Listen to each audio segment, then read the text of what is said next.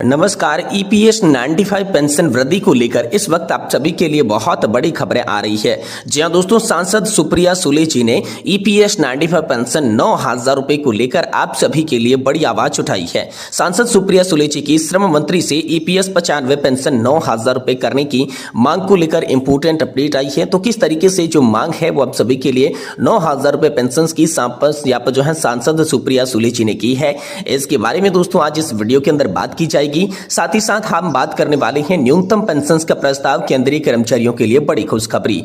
न्यूनतम पेंशन की गारंटी केंद्रीय कर्मचारियों के लिए बड़ी खुशखबरी बताई जा रही है। वित्त मंत्री का नया प्रस्ताव आप सभी के लिए निकलकर सामने आ चुका है, तो इसके बारे में बात करेंगे। साथ ही बात करेंगे ओपीएस को लेकर एक और बड़ी खबर आप सभी के लिए निकलकर सामने आ चुकी है। बदायूं सांसद आदित्य यादव को ओपीएस बहाली के लिए टीम अटेवा ने सौंपा ज्ञापन। तो आम सभी के लिए टीम अटेवा का बदायूं सांसद को लेकर भी बड़ा अपडेट आया है, तो इसके बारे में भी आज इस वीडियो के अंदर बात करेंगे। इसलिए आप सभी पेंशन धारकों से निवेदन करते हैं कि दोस्तों आज की इस वीडियो को आप लास्ट तक देखिएगा और साथ ही हमारे चैनल पर नए हैं तो चैनल को भी सब्सक्राइब जरूर कर दीजिएगा। तो चलिए बिना किसी देरी के आज की इस वीडियो के अंदर सभी खबरों को सही सटीक और तथ्यों पर आधारित जान लेते हैं। जी हां, पहली बड़ी खबर, सांसद सुप्रिया सुले जी श्रम मंत्री से ईपीएस 95 पेंशन 9,000 रुपए करने की मांग को लेकर आ रही है। ईपीएस पेंशनर्स एसोसिएशन की अखिल भारतीय समन्वय समिति की आप सभी के लिए यहां पर जो है ईपीएस 95 पेंशन धारकों का मुद्दा उठाने के लिए और मांगों को मंजूर करवाने के लिए सांसद सुप्रिया सुले जी को एक पत्र लिखकर ईपीएस 95 पेंशन 9,000 रुपए करने समेत अन्य मांगे की गई। पत्र में समिति ने ईपीएस 95 पेंशनर्स के कई पहलुओं को उठाया और कहा कि हम इस मुद्दों से कुछ पहलुओं का आपका ध्यान यहां पर जो है लाना चाहते हैं। हम आपका ध्यान इस तथ्य की ओर आकर्षित करना चाहते हैं कि 75 लाख से अधिक ईपीएस पेंशन भोगी संकट में हैं। इनमें से अधिकांश को प्रतिमाह 1,000 रुपए या फिर इससे कम की पेंशन मिल रही है। मुट्ठी भर लोगों को 5,000 रुपए से अधिक की पेंशन हाल फिलहाल में मिल रही है। इन सेवानिवृत्त व्यक्तियों को 30 से 40 वर्षों तक सार्वजनिक, निजी, सहकारी क्षेत्र में उद्योगों में काम किया है, वस्तुओं का उत्पादन किया है और सेवाएं प्रदान की है। इन व्यक्तियों ने हमारे देश के विकास में बहुत बड़ा योगदान दिया। आज हम जिस स्तर पर वस्तुओं और सेवाओं को अनुभव करती हैं वह इन उद्योगों के सेवानिवृत्त लोगों और श्रमिकों का फल है। वर्ष 2022-23 में ईपीएस 95 की कॉपस पर अर्जित ब्याज यहां पर आप सभी के लिए 51,985.28 करोड़ रुपए था, जबकि इसके विपरीत पेंशन केवल आप सभी बहुत कम बताई जा रही है। यह ब्याज के रूप में उपलब्ध राशि का मात्र 28% यहां पर पेंशन थी।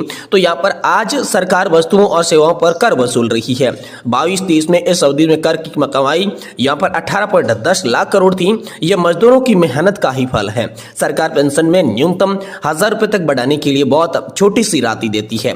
भगत सिंह कोश्यारी की अध्यक्षता वाली राज्यसभा की याचिका समित कोष जुटाने की जिम्मेदारी सरकार को सौंपी गई। समिति ने सरकार को 8.33% का योगदान देने की भी सिफारिश की। सरकार ने संकल्प पत्र संख्या 609 के तहत योजना में परिवर्तन किए जो 1 सितंबर 2014 से लागू हो गई। इन परिवर्तनों के कारण अर्जित ब्याज में वितरित पेंशन हिस्से का प्रतिशत 38 से घटकर 25 से 28 हो गया।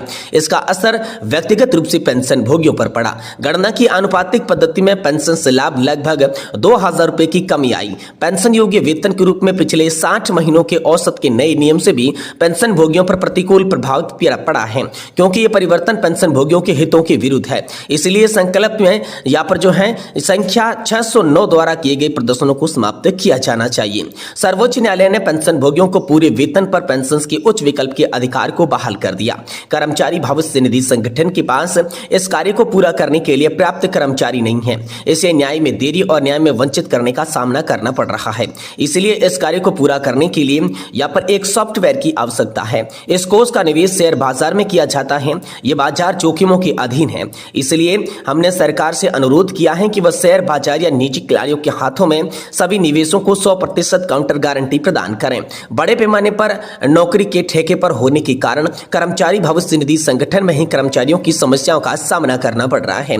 ठेकेदार भविष्य निधि में भुगतान करने से बच रहे हैं। वे कागजी कार्रवाई के प्रति लापरवाह हैं। वे कर्मचारी भविष्य निधि संगठन के नियमों का पालन करके कर्मचारियों के भविष्य को सुरक्षित करने की जिम्मेदारी से बच रही हैं। इससे न केवल कर्मचारियों पर प्रतिकूल प्रभाव पड़ता है बल्कि उनका भविष्य भी खतरे में है। हमें पीएफ और पेंशन के दावों का निपटारा न होने से एक बड़ी समस्या का अनुमान है। इसलिए हम आपसे अनुरोध करते हैं कि इस मामले को सरकार के समक्ष आप जरूर उठाएं। जब भी पेंशन बढ़ाने का मुद्दा आता है तो ईपीएफओ एक्चुअली लॉस का हवाला देता है। दिखाया गया नुकसान एक्चुअली है कि वास्तविक नहीं है।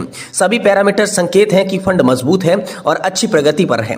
इसलिए हम आपसे अनुरोध कर रही हैं, आप सरकार से हमारी मांगों का सकारात्मक रूप से विचार करने को कहें। जी हाँ दोस्तों, इसमें आलोक में हम क्या मांग करते हैं इसके बारे में बात कहें तो मूल्य वर्धियों की भरपाई के लिए डीए के साथ ईपीएस 95 पेंशन 9,000 रुपए प्रति माह का भुगतान करें।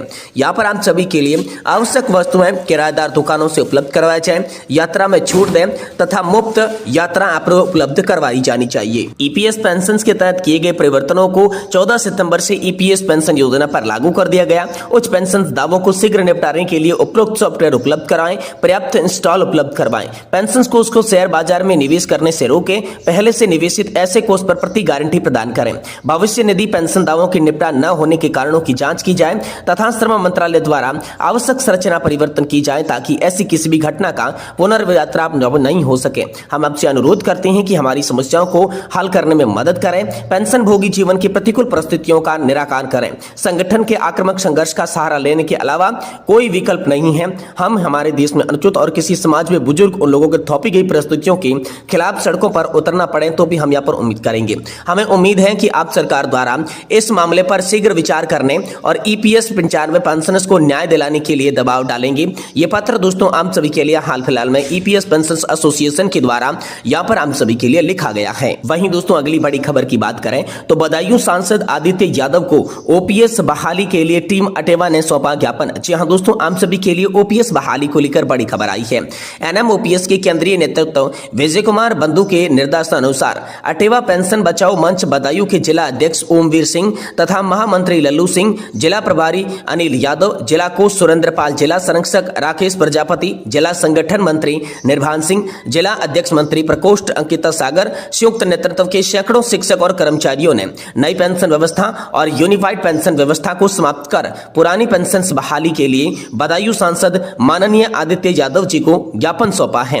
ज्ञापन लेने के उपरांत शिक्षकों और कर्मचारियों की मांग को गंभीरता से लेते हुए माननीय सांसद जी ने पुरानी पेंशन व्यवस्था की बहाली और निजीकरण की समाप्ति के लिए प्रधानमंत्री को पत्र लिखने का आश्वासन दिया है। साथ ही आश्वस्त किया है कि एक एक पत्र केंद्रीय मंत्री जी व केंद्रीय शिक्षा मंत्री जी को भी भेजने का कार्य करेंगे। माननीय सांसद जी ने कहा कि उनकी पार्टी सदैव समस्त वर्गों के साथ साथ शिक्षकों और कर्मचारियों के हितों में निर्णय लेती रहेगी। उन्होंने सदन में पुरानी पेंशन बहाली के मुद्दे को पार्टी फॉर्म्स और संसद में जोरदार तरीके से उठाने का भी बड़ा आश्वासन दिया है।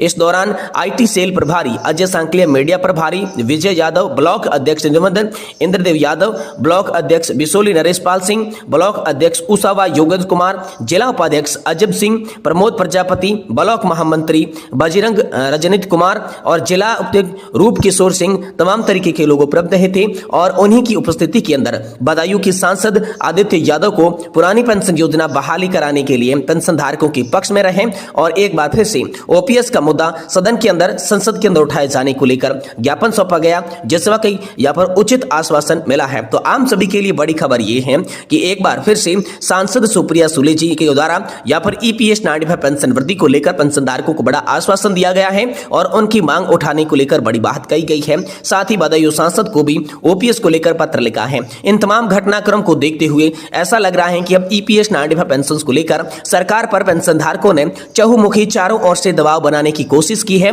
इस दबाव को देखते हुए जल्द ही आप सभी के लिए कोई बड़ी खबर आ सकती है। जैसे इस बारे में बड़ी अपडेट होगी हम आपको तुरंत इसी चैनल के माध्यम से देने की कोशिश करेंगे। इसलिए आपसे निवेदन रहेगा कि आप चैनल को सब्सक्राइब कर दें और हमारे वीडियो को लाइक जरूर करें।